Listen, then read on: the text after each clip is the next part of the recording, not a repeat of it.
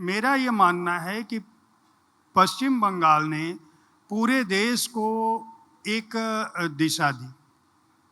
अभी मेरे साथी से जब बात हो रही थी, मेरा ये कहना था बंगाल में सब कुछ बहुत पहले आया। अगर मैं कहूँ कि गुलामी पहले आई तो आज़ादी भी सबसे पहले आई। हमारे दोनों गीत, राष्ट्रगान और राष्ट्रगीत पश्चिम बंगाल की धरती से आए। जो आंदोलन चले नवजागरण का जब हम देखते हैं तो भारत के दूसरे हिस्सों में वो बातें बाद में गई, चाहे वह स्त्री स्वतंत्रता की बात हो, नारी शिक्षा की बात हो, बाल विवाह निषेध की बात हो और विधवा विवाह की बात हो। मैं प्रोफेसर होता आपसे शुरू करूंगा कि ये जो नवजागरण आंदोलन था उसने हिंदी जगत को, हिंदी साहित्य को किस तरह से प्रभावित किया? सबको नमस्कार।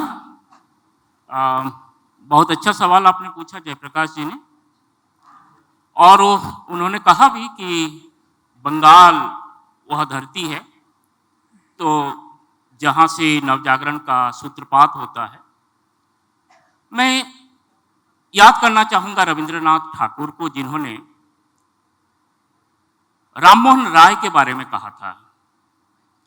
उन्होंने राममोहन राय के बारे में कहते हुए यह बताया था कि राममोहन राय ने जब जन्म ग्रहण किया था तब यहाँ चतुर्दिक काल रात्रि का अंधकार व्याप्त था।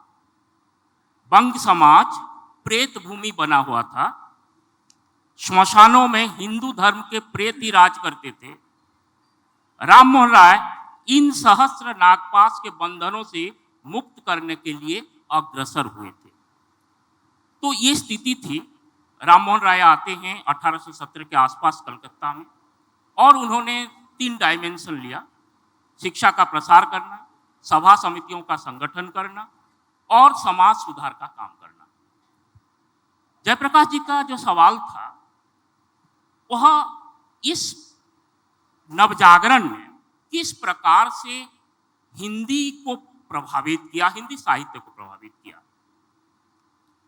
आप सभी साहित्य प्रेमी हैं, आप लोग जानते हैं 1865 में जब भारतेंदु हरिश्चंद्र 15 साल के थे तब उन्होंने उड़ीसा की यात्रा की थी, और उन्होंने उस समय बंगाल में जो लेखन कार्य हो रहा था उस लेखन कार्य से वो खुद परिचित है। और आप लोग जानते हैं, चाहे महावीर प्रसाद द्विवेदी हो या फिर भारतेंदु हरिश्चंद्र हो, तो इन लेखों जो रचनाएं हो रही थी बंगाल में, उन्होंने उसका अनुवाद किया हिंदी में, और हिंदी पट्टी में उसका उन्होंने प्रचारित किया।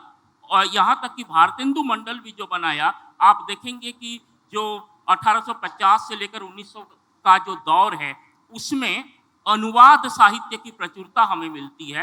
ये अनुवाद केवल नाम के लिए अनुवाद नहीं है, बल्कि यहाँ के साहित्य में व्यक्त जो विचार हैं और उन विचारों को वह हिंदी पट्टी में भी उस प्रकार से प्रसारित करना चाह रहे थे।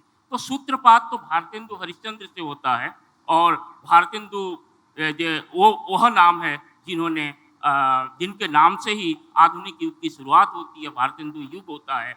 और हिंदी के विकास में भारतेंदु का जो योग है उसकी जो निर्मिति है, वो जो मानस की निर्मिति है, जो आधुनिकता है, जो खड़ी बोली का जो विकास है, उन तमाम चीज़ों में हम इस बंगाल की भूमिका और बंकिम के साथ उनका प्रत्यक्ष संबंध था।